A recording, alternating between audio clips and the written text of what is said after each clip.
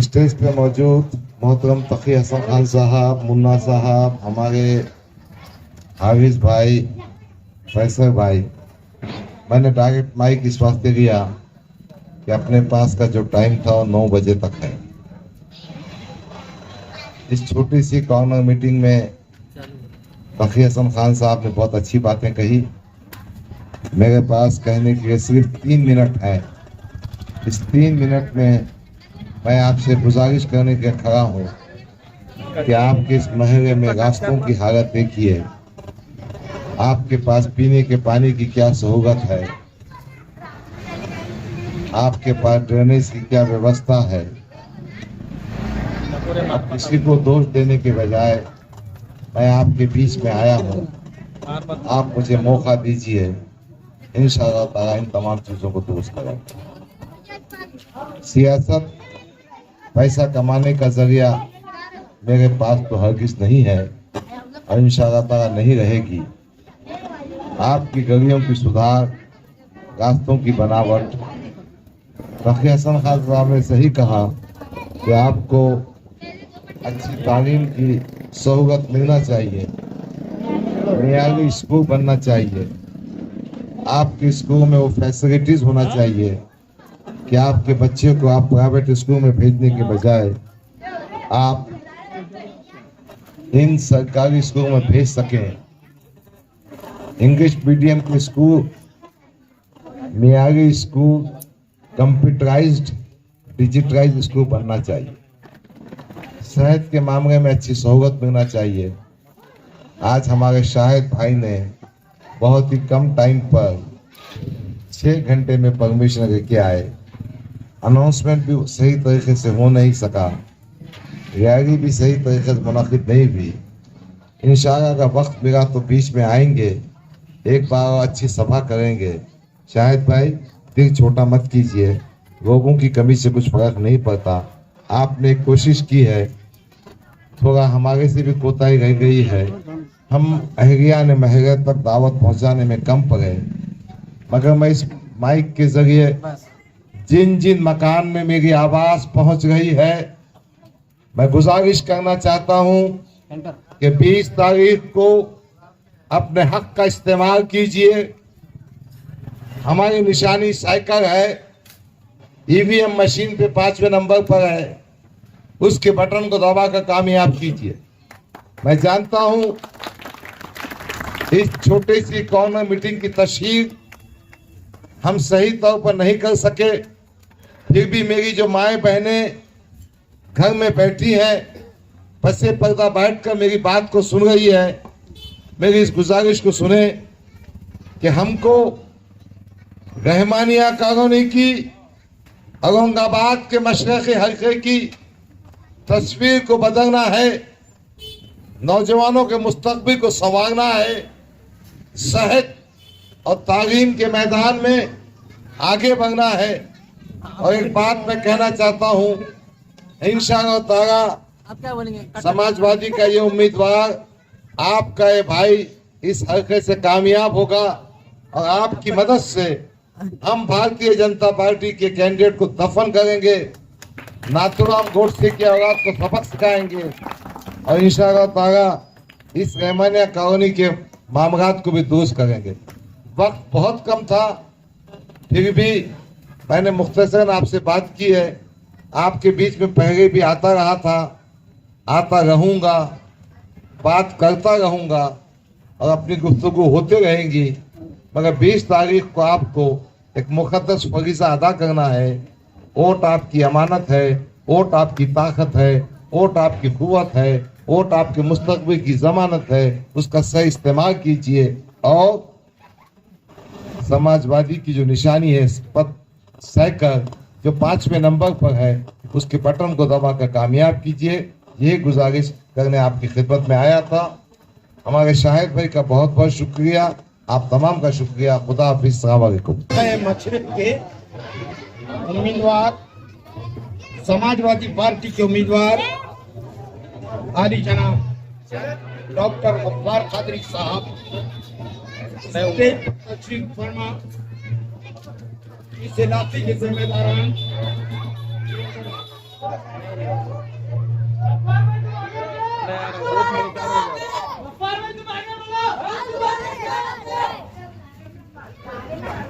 इस तारीख को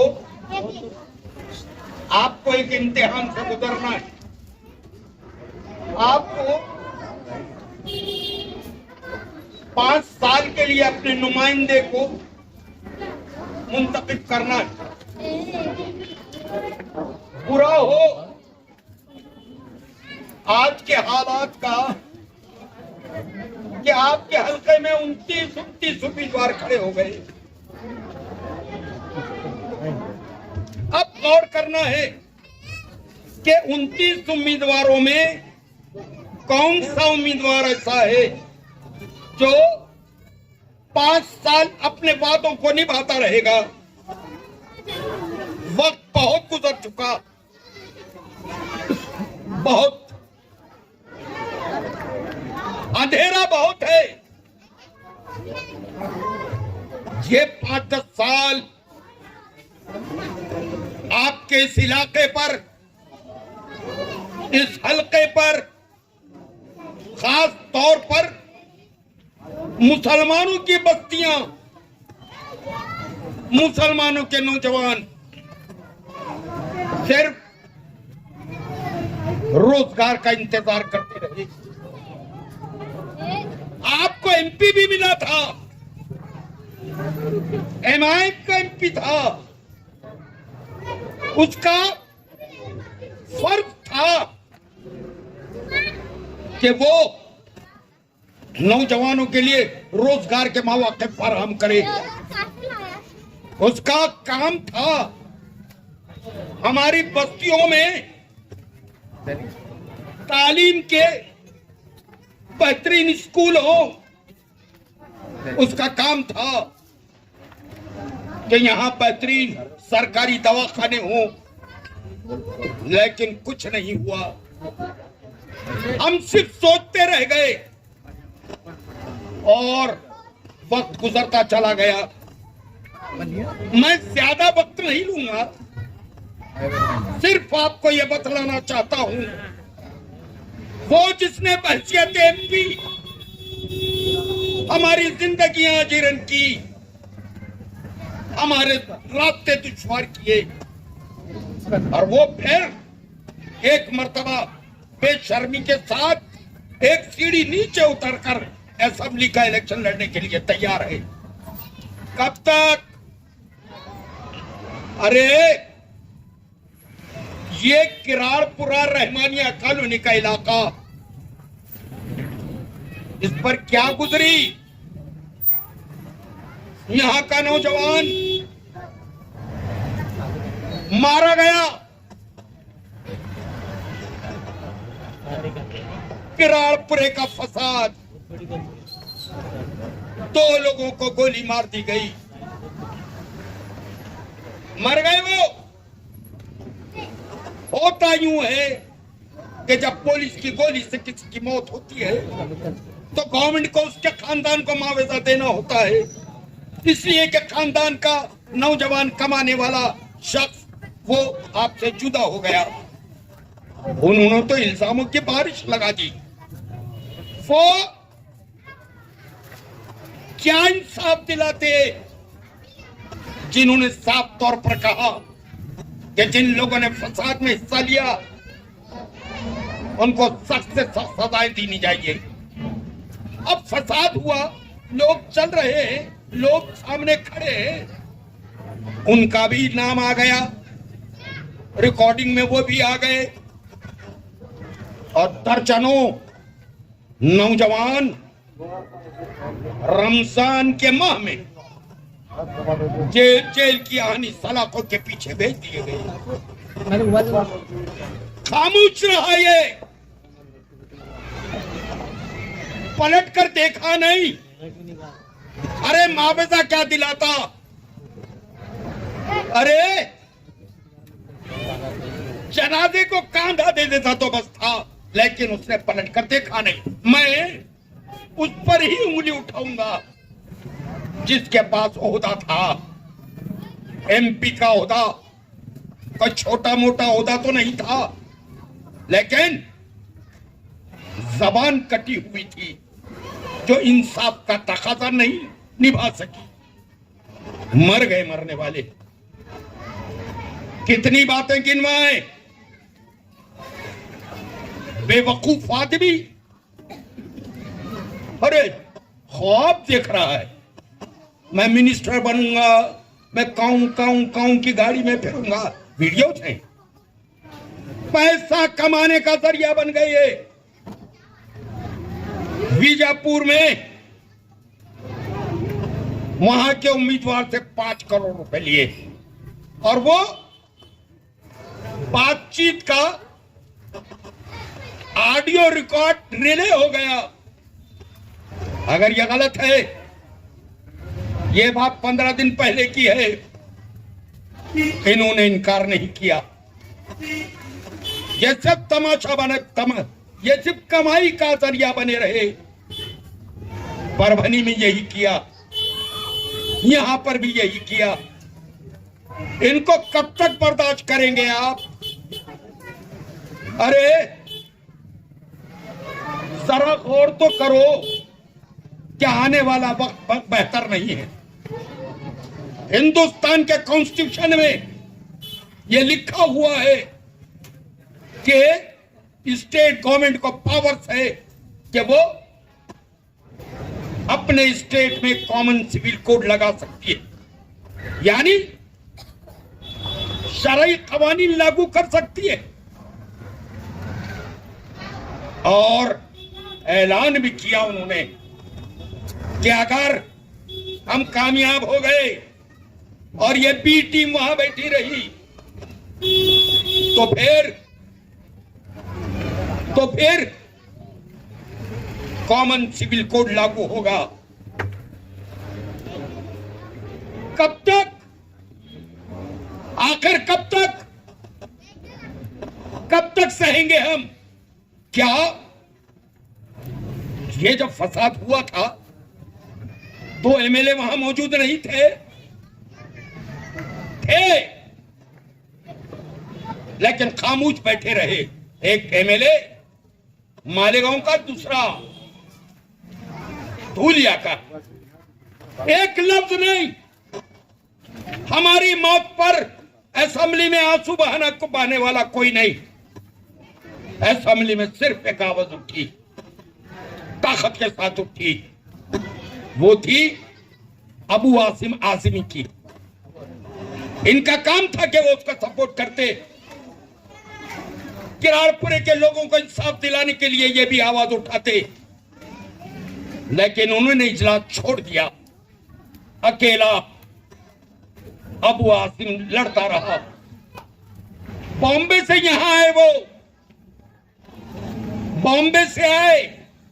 यहां उनका कोई कारपोरेटर नहीं, उनका कोई लेना देना नहीं, किसी जगह ग्राम पंचायत का मेंबर भी नहीं। लेकिन मुसलमानों का दर्द किराड़पुरे तक अबू आसिम आजमी को खींचता हुआ लाया। वो घर पर गए, पुरसा दिया, माली इमदाद भी की। और हम इस आदमी की बात सुनते रहे जो मेंबर पार्लियामेंट रहकर भी कुछ ना कर सका। औरंगाबाद के नाम की तब्दीली, क्या असेंबली में 2 मेंबर नहीं थे? क्या पार्लियामेंट में 2 मेंबर नहीं थे? किसी ने भी एहतजाज नहीं किया। अब किस मुंह से हमसे वोट मांगते हो?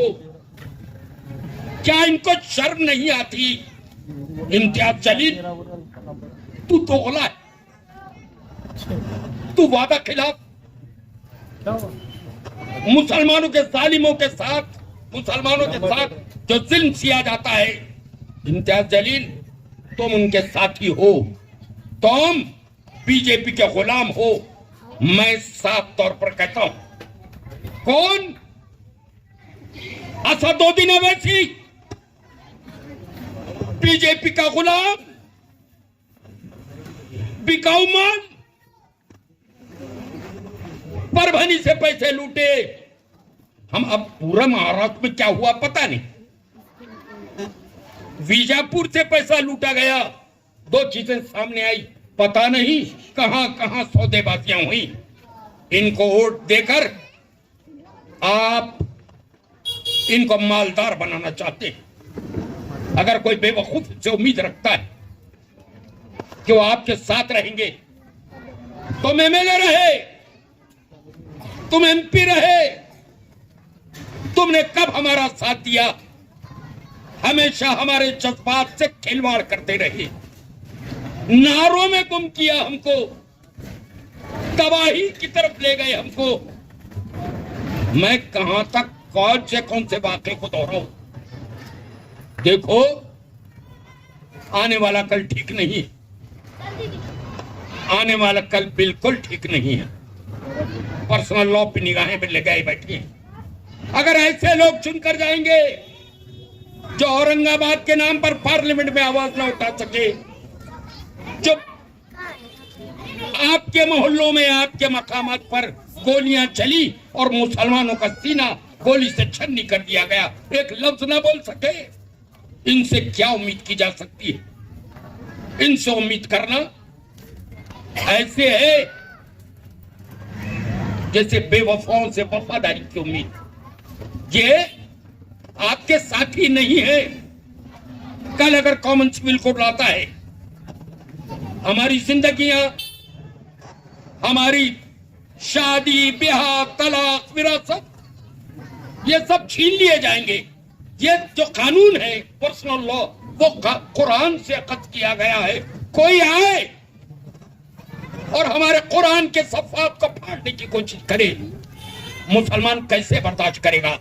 और ऐसे नामर्द वहां जाकर क्या करेंगे? पहले 10 साल खामोश थे, आइंदा भी खामोश करे रहेंगे। अल्लाह इनके साए से मुसलमानों और नई नस्ल और मासूम बच्चों पर रहम फरमाए। भूल जाओ सब, ऐसे गिराओ, ऐसी पट्टी दो कि वो आने वाली नस्लों के लिए एक सबक बन जाए। मैं आते आते सुन रहा था अजीब अजीब बातें, गाली गलौज करना। एक शहाब यासीन यानी नामी एक यूट्यूबर है, पार्लियामेंट का इलेक्शन हारे, उसको ऐसी ऐसी गंदी गंदी गालियां दी और कह रहा है कि इसको टेप कर ले। और सुना वो बेगैरत आदमी जो अपनी जबान पर काबू न रख सके, वो जलील आदमी जो किसी की इज्जत को उसकी मां पर गालियां दे, क्या वो आपका रहबर बन सकता है? मुमकिन ही नहीं। एक बात हो तो जिक्र भी हो। कहां तक, कब तक? आपको 20 तारीख को उठना होगा। आज इस स्टेज से आपसे हम क्या मांग रहे हैं? आपसे 20 तारीख को थोड़ा सा वक्त मांग रहे हैं, अपनी बस्तियों की भलाई के लिए, आपके लिए मासूम बच्चों की भलाई के लिए। फालतू नारों में मत फंस जाना। देखो ना, अवेसी आए थे, असदुद्दीन अवेसी 150 आदमी जमा नहीं कर सके, कहां भाग गए पता नहीं। मैंने सुना है कि 4-5 दिन यही थे वो।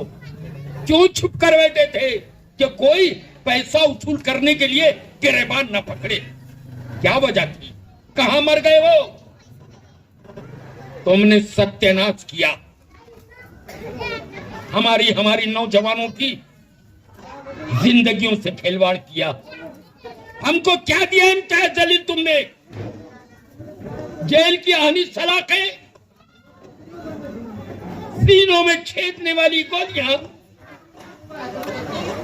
बेरोजगारी के। अरे आपको कसम है खुदा की, कसम है खुदा की आपको कि एक काम बताओ, 4 नौजवान बताओ मुझे जो इम्तियाज जलील ने कारोबार से लगाया हो। एक मुसलमान बताओ जिसको सरकारी नौकरी दिलाई हो। ये काम के लिए तुम गए थे ना? खाली हाथ गए खाली हाथ आए। अब खुदा हाफिज, लानत तुम पर, हम तय कर ले।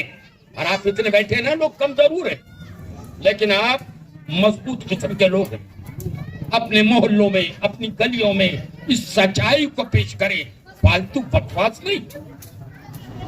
हमको क्या मिलने वाला है? मैं खड़ा हूं, मुझे क्या मिलने वाला है? अरे आज है कल चल जाएंगे।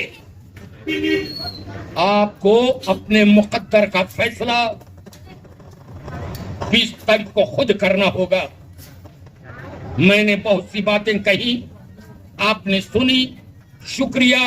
निशान साइकिल है, नंबर क्या है? 5वां नंबर है बटन का। देखो, ये जो जालिम हुकूमत है यहां आने ना पाए। अगर आपका वोट इधर से उधर होता है तो मस्जिद से लाउड स्पीकर उतरेंगे। आज का टीवी देखो, मुसलसल चल रहा था कि 48 घंटे में मसाजिद के भोंगे निकाले जाएंगे। सोचो, ऐसे नामर्द अगर गए ना तो मुसीबत होगी। इनको सच में ऐसा सबक सिखाओ कि वो इस नादानी से बात आए। मैंने आपसे बात कही, उम्मीद करता हूं कि आप मेरी बातों को किसी हद तक समझ पाए होंगे और उस पर अमल करेंगे। शुक्रिया, खुदा।